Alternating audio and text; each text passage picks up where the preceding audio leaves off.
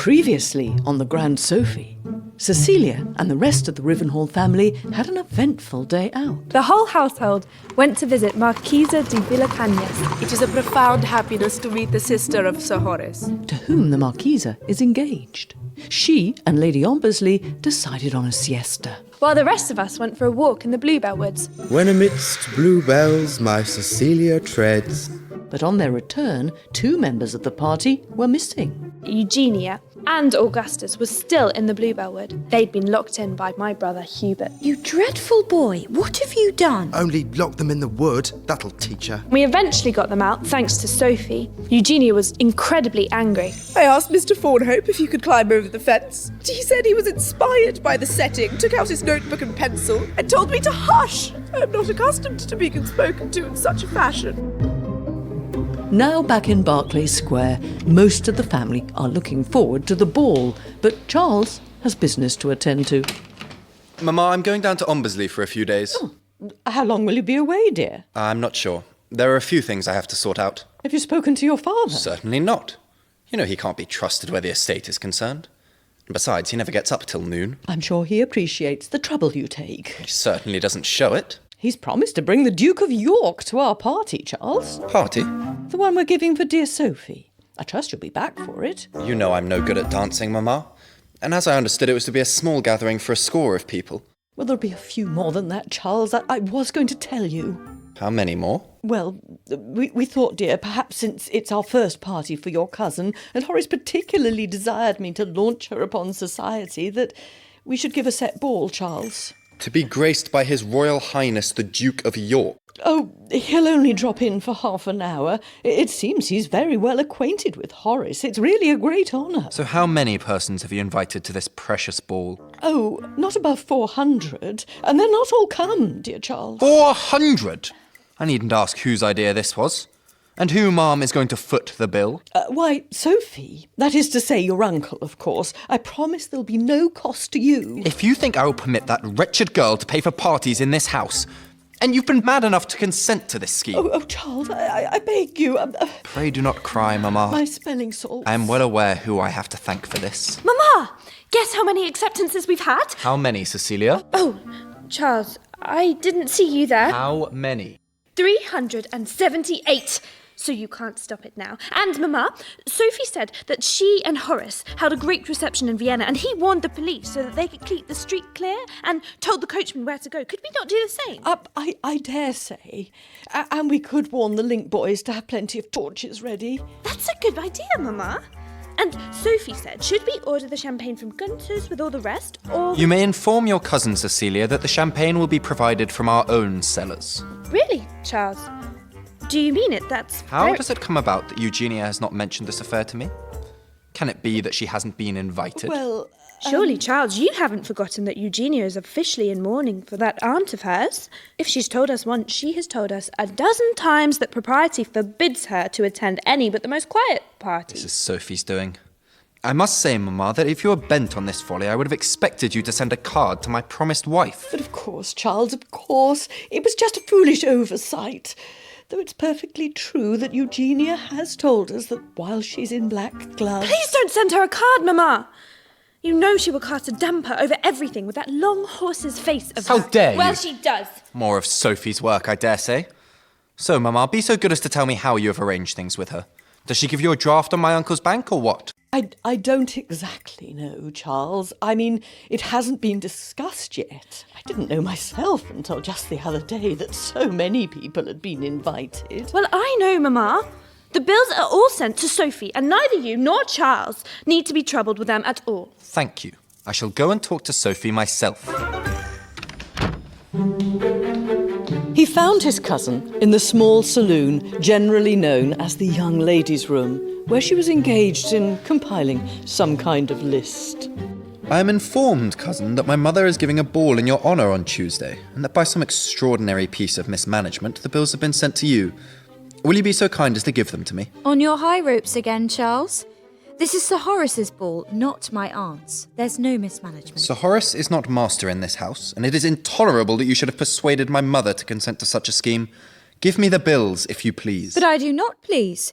Neither Sir Horace nor you, dear cousin, is the master in this house.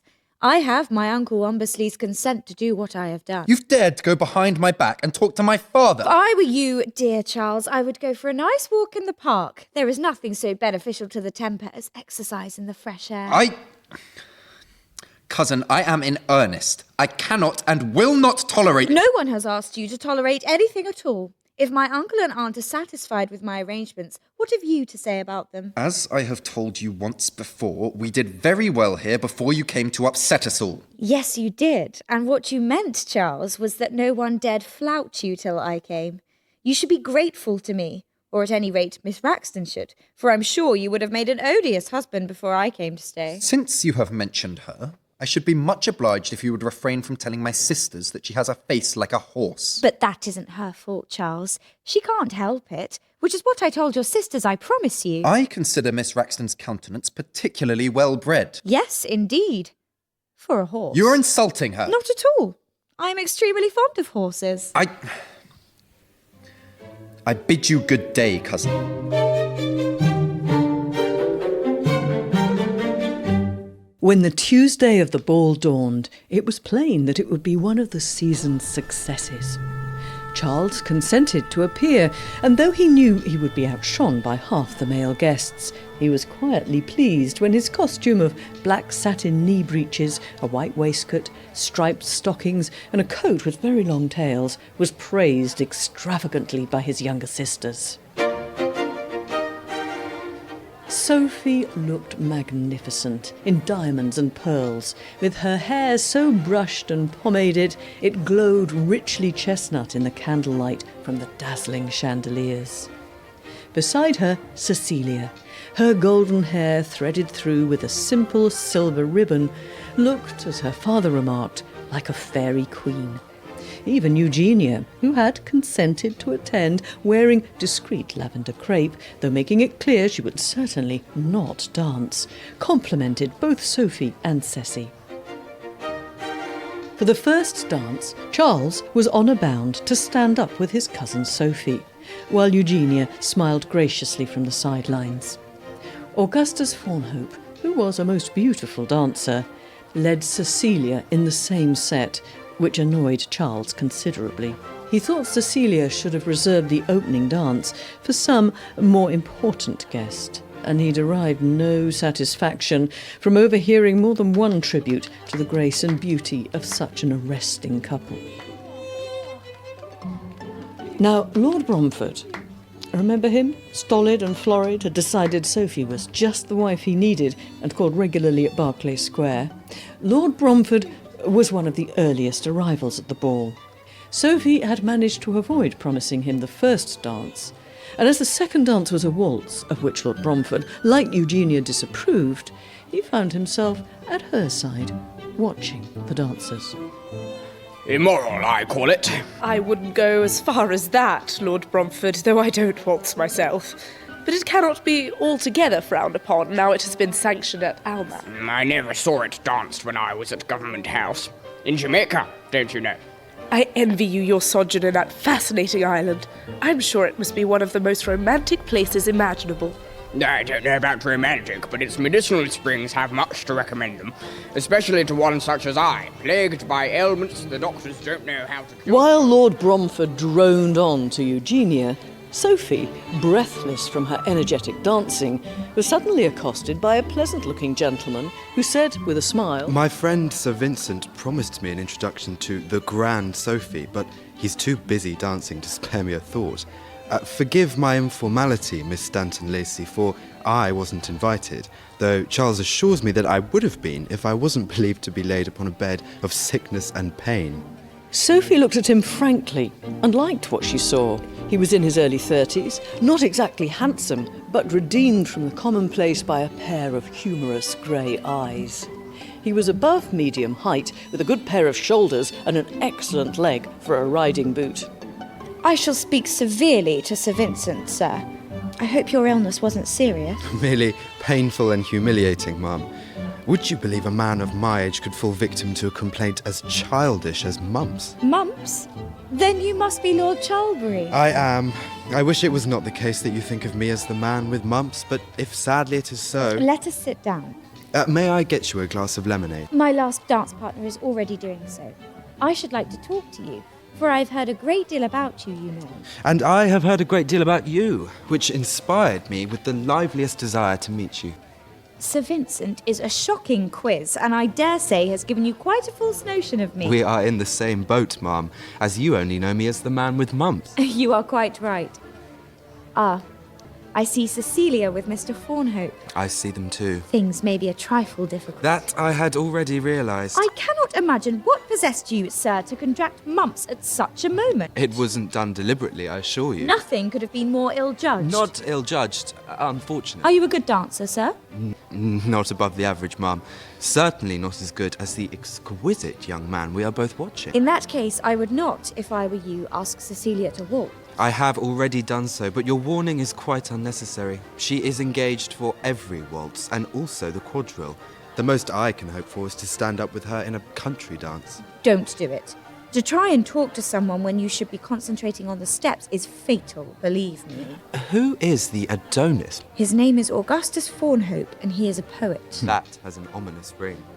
I wish I had a head like a Greek coin. You must understand that half of the young ladies in London are in love with Mr. Faunhope. I can well believe it, but I grudge him only one of his conquests. Before Sophie could respond, she was summoned by her uncle to be presented to the Duke of York. Your Royal Highness, a pleasure to see you again. An immensely fat and genial prince who lavished compliments on both her and Cecilia.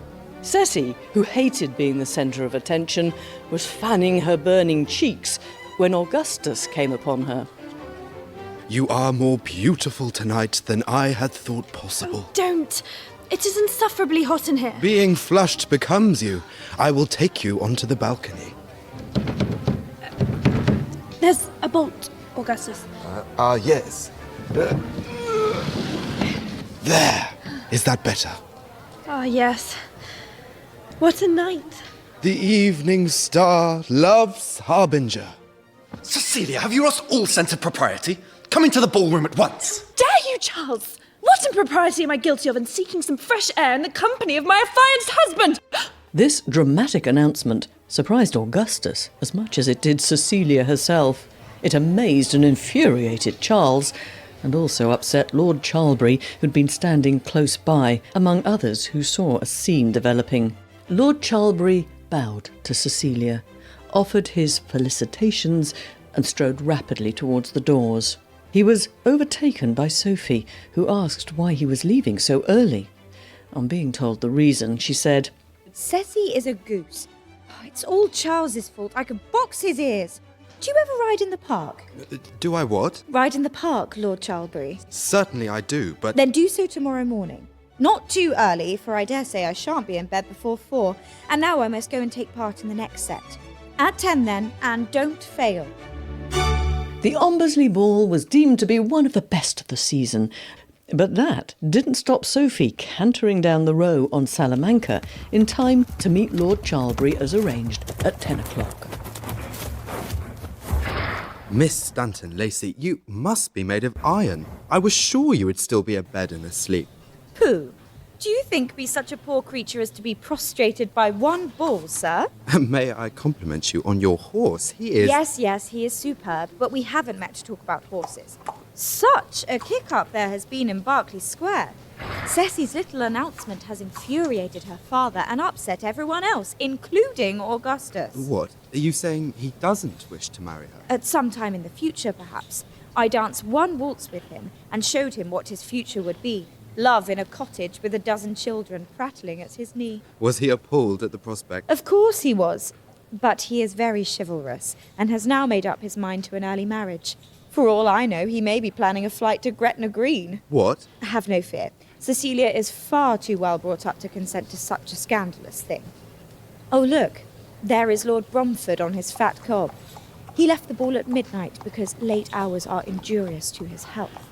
Let's have a gallop, Lord Charlbury, or he will join us and tell us once again all about his time in Jamaica. By God, that horse of yours is capital. I don't know how you hold him. Isn't he too strong? He has charming manners. Now, I assume you wish to marry my cousin. Well, yes. Though if she considers herself engaged to Mr. Thornhope... She is not engaged to Mr. Thornhope.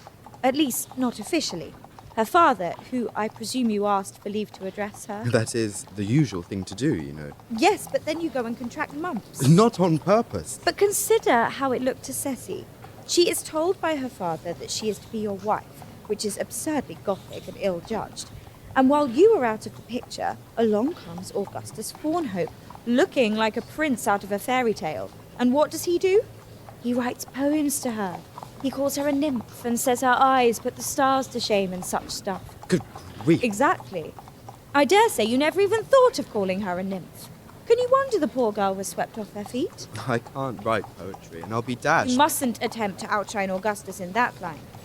But you do look like the kind of man who could find one a hackney when it starts to rain. I beg your pardon? Couldn't you? I expect I could, but... Believe me, that's far more important than being able to turn a verse. I also believe that when you invite a party to supper at the piazza, you are not fobbed off with a table and a draft. Decidedly not. Whereas Augustus is precisely the kind of man who waiters serve last.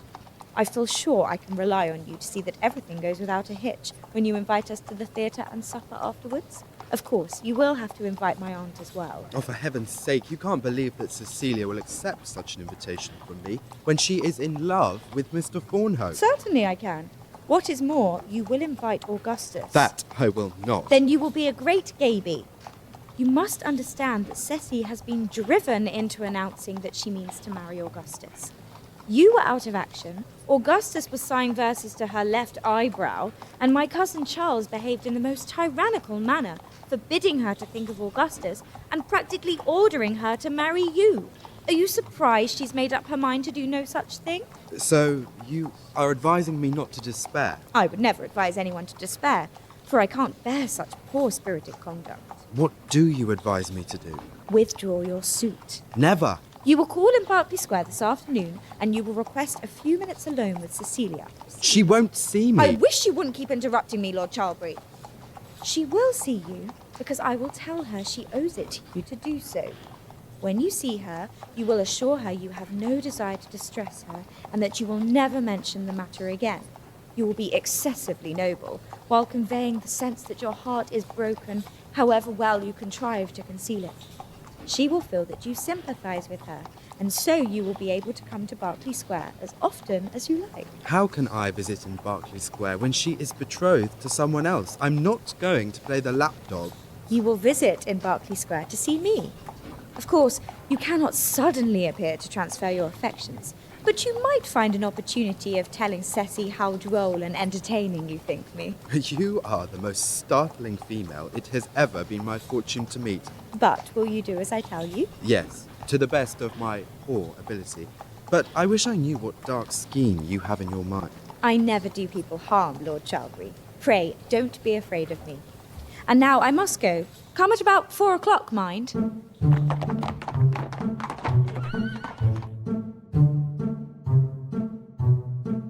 Sophie returned to Berkeley Square to find the house in uproar. Lord Ombersley was stamping around, bemoaning the folly, ingratitude and selfishness of daughters. Mama, it's got my hair! And young Hubert had chosen this moment to let Jacko the monkey escape from the schoolroom, and it was running round the hall, pursued by 2 footmen, to the great disapproval of Dasset the butler. The din was heard by Charles in the library, who emerged to say angrily, If that damned monkey can't be controlled, it must be got rid of. This caused a storm of protest among the younger members of his family, who accused Hubert of letting Jacko out deliberately. Hubert, whose pocket Jacko had torn before scampering up the curtains, retreated into the background, and Charles walked up to the window and calmly said, Come along now. If everyone will kindly refrain from making any noise or sudden movements. Thank you. Now come along, Jacko. Not going to hurt you. There now, that's it. Come on. Got you. There is some magic in you, Charles, which makes all animals trust you. Thank you for capturing Jacko so efficiently. The only magic, cousin, lies in not alarming an already frightened animal. But Hubert had better not allow him to escape again. I promise I won't, Charles. Look what the brute has done to the pocket of my new coat. Serves you right. I trust I shall now be allowed to return to my work in peace. Give me your coat, Hubert. I'll mend it for you. And no more larks. Sophie was a deft needlewoman, and while she was sewing, she also found time to criticise Cecilia for announcing her betrothal to Augustus in the middle of the ball. The result was that when Lord Charlbury, calling promptly at 4 o'clock, asked to see Cecilia, she found in him her only sympathiser. Please don't look so unhappy, Miss Rivenhall. I promise I haven't come to distress you. That's kind of you. I just want you to know that though my regard for you is unchanged, I understand that you do not return it, and I honour you for having the courage to say so. That you should be forced to accept my suit when your heart is given to another is wholly repugnant to me. I beg you to forgive me. I am so sorry your expectations should have been raised. I thank you for your chivalry. You'll say no more. I always thought the prize was beyond my reach. May we continue as friends? If there is any way in which I can serve you, will you tell me? That would be happiness indeed. Oh, do not say so. You are so good, too good, and... Sorry to interrupt you, Charlbury. I'm glad to see you, Charles, for I wanted to tell you that your sister and I have agreed that we shall not suit. I'm sorry to hear it. Do you wish me to inform my father there is to be no engagement? Lord Charlbury has been kindness personified. That I can believe. I shall leave you now, but I hope I may still visit on terms of friendship. Goodbye. If you must be a watering pot, take my handkerchief. You satisfied now? You couldn't find a better fellow than Charlbury? I believe him to be the finest gentleman of my acquaintance. And if I am crying, it is because I am sorry for wounding him. But if my affections are not engaged... I tell you now that father won't consent to you marrying Fawnhope. Because you won't let him consent, Charles. You may be content with a marriage of convenience, but why wish the same on me? It's obvious you're under Sophie's influence. My regard for Eugenia... If you loved her, Charles, you would not talk of your regard for her. It was at this inappropriate moment that the butler ushered Eugenia into the room, Miss Raxton, sir. causing Cecilia to blush crimson and Charles to say with obvious effort, Eugenia! We didn't expect this pleasure. Tell me it isn't so. I was never more shocked in my life than when my brother Alfred told me what happened last night. Your brother Alfred? He overheard Cecilia telling you, Charles, that she was engaged to Mr. Fawnhope. And what of Lord Charlbury? I couldn't believe it possible. I don't know what business it is of your brother Alfred's to go running to you with what he overhears. He knows, my dear Charles, that what concerns your family is also my concern. If you will excuse me, I must go to my mother. Well, Charles, I think we know who is to blame for this little episode. I haven't the slightest idea what you mean. Your cousin has many excellent qualities, but I agree with you that she has very little delicacy of mind. I never made such a remark. It doesn't matter. Ever since your dear mother was forced to receive her as a guest in this house, I am conscious of a change in it. Certainly more lively. It's certainly less peaceful.